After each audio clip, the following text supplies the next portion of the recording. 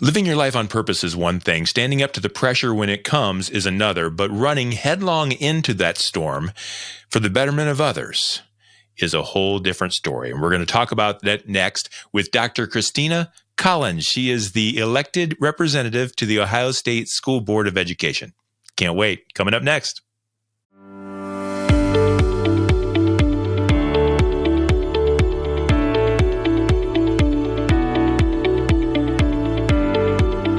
And the heat is on. Let's get cooking. This is Purpose Under Pressure. It's brought to you by the Ruby Group Sandler Sales Training, serving sales professionals nationwide from their Akron and Columbus, Ohio locations. They are one of the highest performing Sandler Sales Trainings affiliates in the nation. And if you work with, are on, or responsible for a team of sellers, they're going to make a difference for you and your team. I highly encourage you to check them out. Give Mike Jones a call and his team at the rubygroup.sandler.com. That's the website you'll find them on. Thank you to the Ruby Group for bringing us and bringing you Purpose Under Pressure. My guest today, I'm excited about today in a really big way. It's Dr. Christina Collins. Christina is your elected representative to the Ohio State Board of Education. And you guys know that if you follow me at all, I've been involved in local schools, and that's hard enough. I can't wait to hear what it's like at the state level. She's also a pre-apprenticeship program coordinator with Medina County Economic Development Corporation. She is an instructor at Kent State University. She has been a curriculum director with Medina City and Buckeye Local Schools in Medina County. She is also a community volunteer.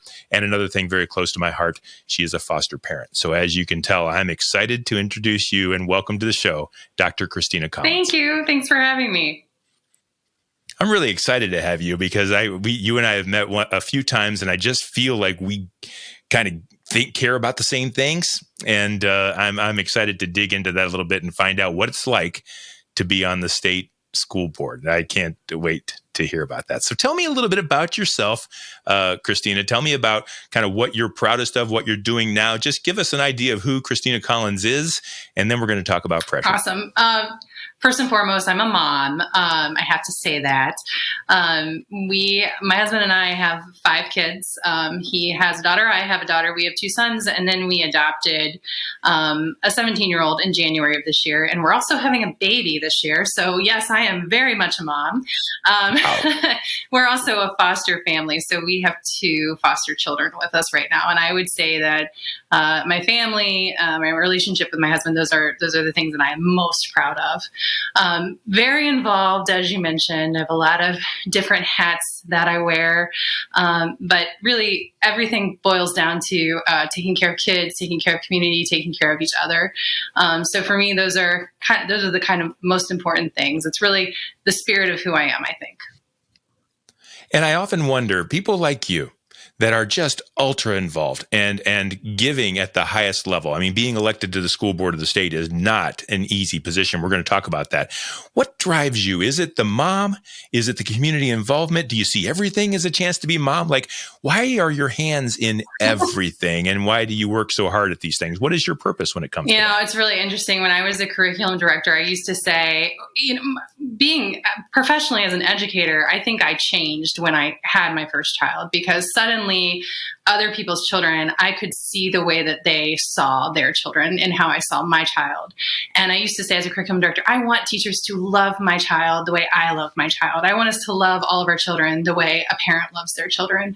So that really is a driving force for me on the state board. I'm constantly talking about, what does this mean for children? So I guess that is part of it, is being the mom and wanting to take care of the future, and that is taking care of our kids. So, and do you find that having that as your purpose, do you find that being involved in education and community allows you to just do that and live that?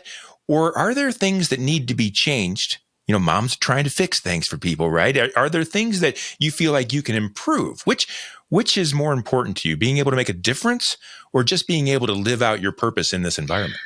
Oh, that's an interesting question. I'm sort of at a point in my career, in my life, where I only do things that I believe in and that I believe that I can contribute to well. So, I think that's really what it comes down to, is giving back to the community in ways that I can be helpful, where my skills and talents and passions all come together.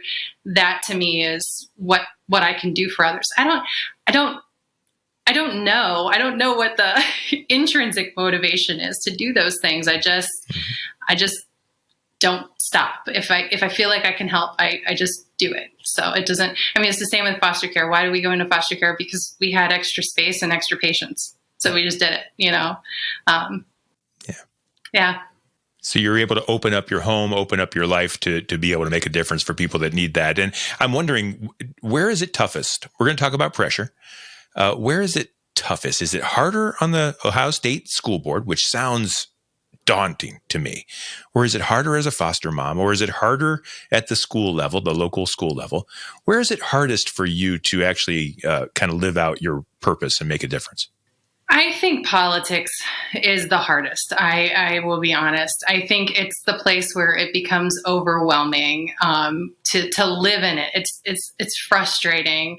It's frustrating to see what happens at the State House. It's frustrating to feel like what you're doing doesn't matter. It's frustrating to feel like your voice isn't heard. And there are times when I just think, man, I just want to go and buy a lake house and escape and never care about any marginalized population. I just want to go and forget about politics and advocacy. And I think that is truly the hardest, and having to be intentional about stepping away from it. Okay, stop following the social media feeds, stop following what's going on at the State House, is just focus on something else for a little bit, which is where my kids are a great distraction.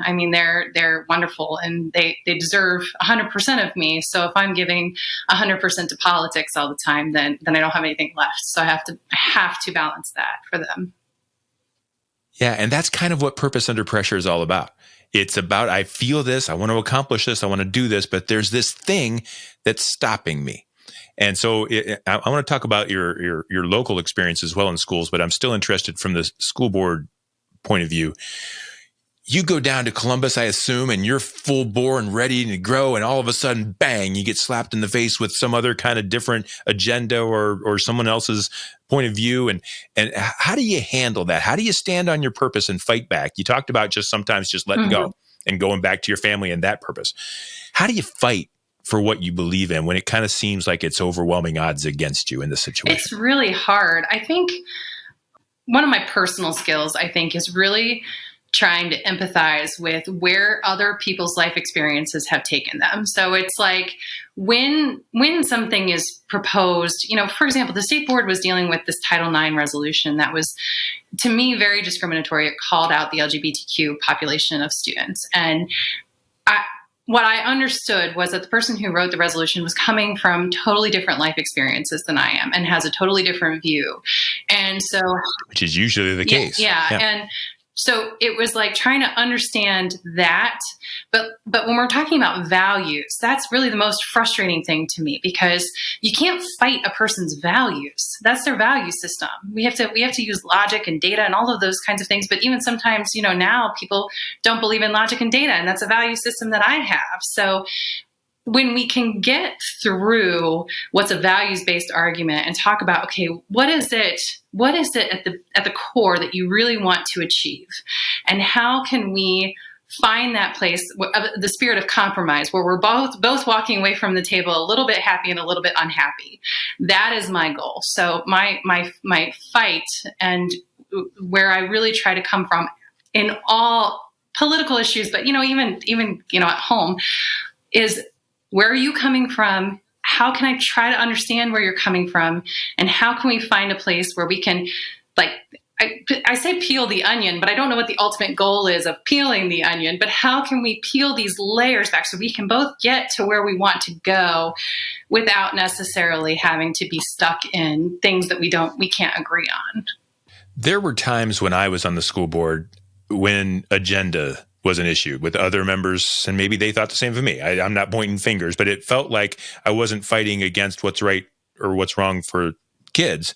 It felt like I was fighting against agendas. Like, why are we even talking about this? Do you find it harder to fight for your values when you're not fighting against values, you're fighting against agendas where the argument just doesn't make sense? What's that like at that level? Because losing based on values is critical. That hurts. And yet someone who's not operating on values doesn't mind losing so much. It's just something, right? Am I wrong about that? And how do you go against that? Yeah,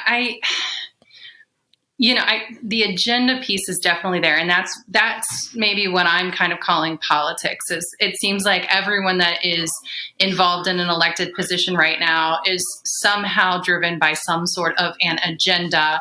And it is a divisive agenda at the moment. It is, how can I be the most extreme to be the most divisive?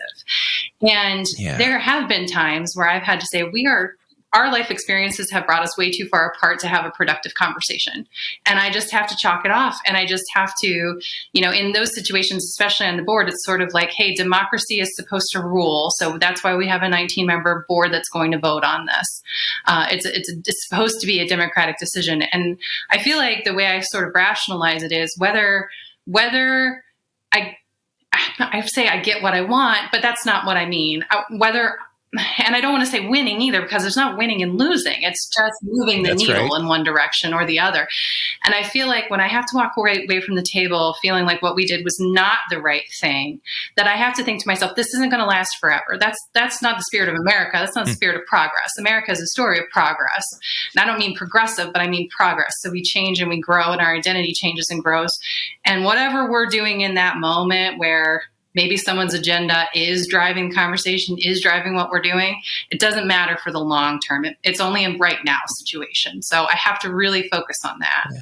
Well, God bless you. That's a live to fight another day sometimes. Yeah. And sometimes that's good enough, as long as you're never giving up on something that you really value. Yeah. And I mean, I even say, I'm sure you understand, when I say I try to do what's best for kids, what I think is best for kids is very different than other people's best for kids. So it's just a hard conversation that we have to keep plugging away at it, because again, as times change and kids change and people change, culture changes. And so we just have to keep having it over and over and over and over again.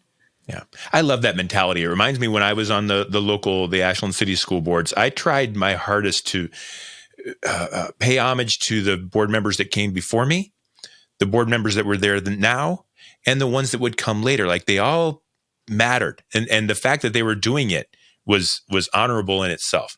And sometimes you found some different things that you argued about or whatever, but we're all in it together trying to do what we think is best. And it's good that you're doing things. So let's talk about pressure some more. You're under a lot. What's the most in your career in local schools or at the university or with economic development, working with kids, foster parents?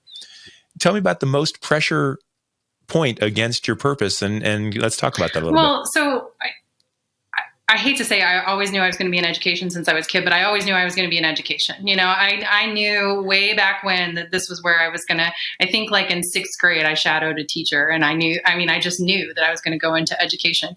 And so I think the most difficult professional experience, the most life-defining professional experience was a very public experience that, you can Google it, when a local board voted against my contract. The superintendent had recommended me for a 3-year contract renewal after being in the district for 5 years.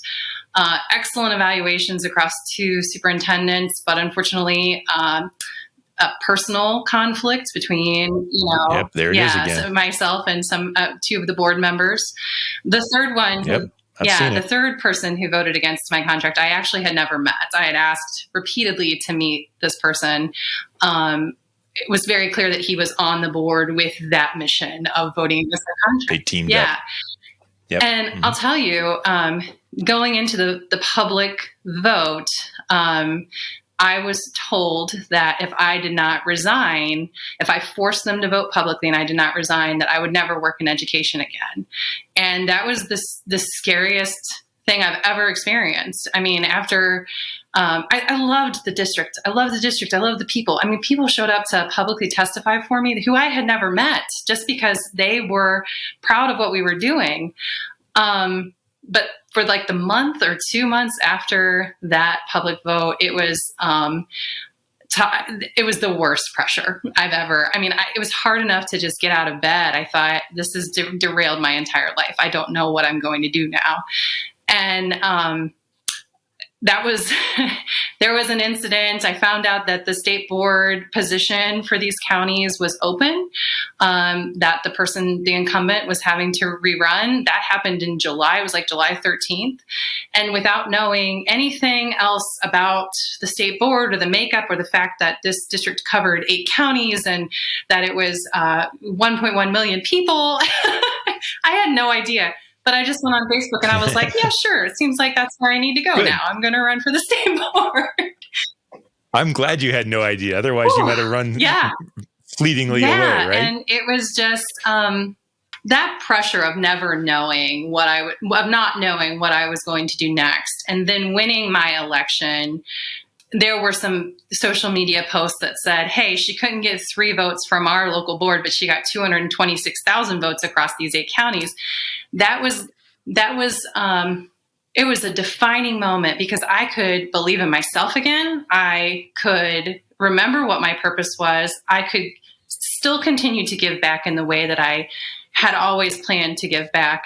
And the mission, everything was back on track at that point. And it was like, I didn't think I was going to do this in my 30s. I didn't think I was going to run for state board. I was always interested in policy. But, I tell my kids, it's like when you're comfortable in life, it hits you like a Mack truck. And it's those moments that you are really challenged to figure out, what is my next thing? What's my next contribution? So that's where I've ended up at this point. Sandler rule, only decision makers can get other people to make decisions. Each and every day, we have a decision to make.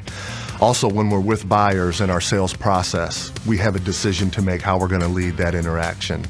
And if I'm somebody that can make daily commitments and keep those daily commitments, then when I'm with buyers, I expect them to make commitments and keep those commitments to me throughout that sales process. So first and foremost, I have to have a decided heart in order to lead other people to make the decisions that I'm expecting them to make.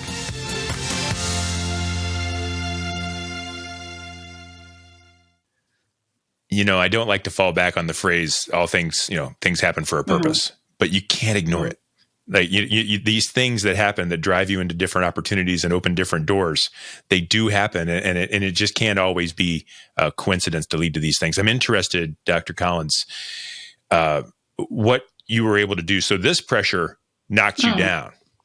Not all pressure knocks everyone down, or at least they're not vulnerable enough to share that with me. Most times everybody says, oh, it was tough, but I made it. You got knocked down. You're laying in bed. You don't want to get up. How'd you get back up? What can you take us back to those moments and those days where you're just kind of crippled and lying there, but and now you're here. What did you have to do to get out of bed and get your feet on the floor and get moving? Well, it's actually, I speak occasionally at Cloverleaf local schools. They have this Girls Rocks group. And so I always try to tell them about that experience because, when you're a teenager, when you're in your young 20s and you feel like the world is ending and you can't get through to that next day. I mean, I sort of felt like that. I was like, the world is ending. My salary is gone. I don't know how we're going to take care of the 4 kids that we had at that time. But it was... I hate to say this, but it was my kids. My kids were there for the defeat. They saw the defeat. They saw the panic. And they needed to see me get back up. And they needed to know that this is what you do when life knocks you down. You take your time to feel the feels. But at some point, you have to get back up again. And that's exactly what I did. So I gave myself way more time than I think I would have liked to, but I had to. So it took me a good month. And then I was like, okay. And then I had to start getting up and I had to start working out and I had to just get back into the routine. Just trying to, I fake it till I make it is what I used to tell the kids. Like we have to fake it until we make it. We have to fake it through our days, and then eventually it's behind us, and you don't feel that way anymore. So I hate to say that teaching my kids and modeling that behavior is what I did, but they were the driving force for me. I've read a lot of the times people that fake it till you make it. It seems to be under attack. That whole phrase, like people, I've been reading lately, and I always thought it was like made a ton of sense. I think I've lived my entire life under that guise. I'm waiting for people to realize that I'm just a fraud and an imposter. But I think that matters, doesn't it? And even now, like this is your first time at this level. You just kind of found your way in, right? I mean, and I'm not making it easier than it is, but you've never done this before. I mean, what's the hardest struggle there? Are you faking it and making it? What are you bringing to the table that, like, what are you learning about yourself? I'm interested in this progression in your life. So there's a lot of research on women in leadership positions and imposter syndrome, right? Imposter syndrome is research-based, has a bigger impact on women than it does on men. I mean, something as simple as men will apply for a job if they meet only 40% of the criteria, whereas women will apply for the job only if they meet 100%. These are research data facts. And for me, as a woman in a leadership position, in positions I've never been in, as someone who generally gets nervous, has anxiety, I mean, someone who gets really nervous talking in front of groups, my voice shakes every time I talk into the microphone at the State Board of Education meeting. You know, these are just, I turn red. I mean, I've turned red my whole life. That's just what I do. So for somebody who does deal with imposter syndrome, somebody who, and I'm sure most people who listen to this are familiar with it, but people who think, I don't know why I'm here. I don't know how I got to this position. I have no idea why 226,000 people voted for me. I mean, that is a daily struggle for me. It's who am I to be somebody that people listen to? Who am I to have a PhD? The fake it till you make it thing for me is a daily mantra. It's okay. So you don't know who you are to be the person people come to for advice or that come to you to talk about education or whatever. Oh, that's fine. You can feel that way, but you're going to fake your way through it. Then you're going to fake like you're the expert everybody thinks that you are. I don't think I've ever made it to the make it point in most cases, but you know, that's what I go for, is every time I feel like I'm not good enough, or anytime I feel like I don't know why I'm in this position, I just remind myself, okay, well then fake it. Fake it like you gave those 226,000 people a reason to vote for you. Yeah. Yeah. And lest anybody listening to this takes a political side and says, see, she doesn't know what she's doing. In case anyone, I believe that everyone is faking it till they make it. There's only one Elvis Presley. Yeah. There's only one Jesus Christ. We're all just trying to do our best. And we're all just trying to figure it out as we go along. And God bless you for doing it on such a public, large, very important stage. I'm interested in just a couple of quick things before we wrap up.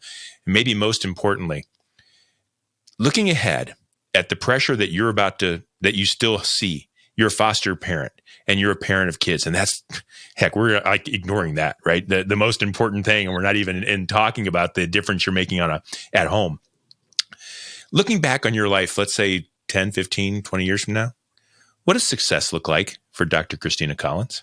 You know, previously, success would have been the amount of money I made. I had a goal in my life that I was going to be successful when I hit six figures. I was going to be successful when I did this, when I had this amount of money in the bank. Again, with everything that happened at that district, that flipped all of that on its head. And success now for me is no longer about money. Success is about, am I contributing in a way that my skills, talents, and passions are all coming together? Am I happy and satisfied with what I'm able to offer to the world? That is my measure of success. Yeah. Have you done what you're trying to do in that moment, right? Yeah. Very good. Good for you. What's the storm that's rising at the educational level, or even at the foster level, or home? What's the storm that's on the horizon that you're really going to need to stand up straight against and show your purpose off as you fight through it? I'd love to say having all teenage girls at home is a storm in and of itself. No, we don't have all teenage girls, but we've got 3 teenage girls, and that's its own storm. But no, the biggest storm really is the state takeover of the State Board of Education, and I feel like it's kind of being, it's being overshadowed by so many other things that are happening at the state. But to me, the protection of that local control, the protection of the ability for a community and its local district to have the important conversations and partnerships so that the kids in the community are learning what that community wants. Those to me are the most important things about education. And with this possible takeover of the state board and the governor taking over education. I mean, that is the end of local control, and people don't see it yet, but it is. It's the end of local control, and that's huge. So I feel like we're really fighting that fight. The elected members of the state board are really fighting that fight, and we'll know by the end of June what's going to happen and whether or not there will be a lawsuit moving forward. So. Okay.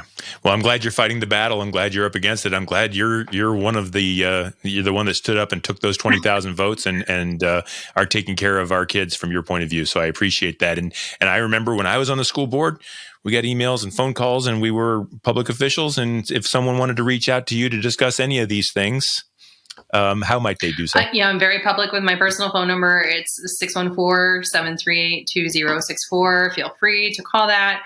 My state board email is christina.collins@education.ohio.gov.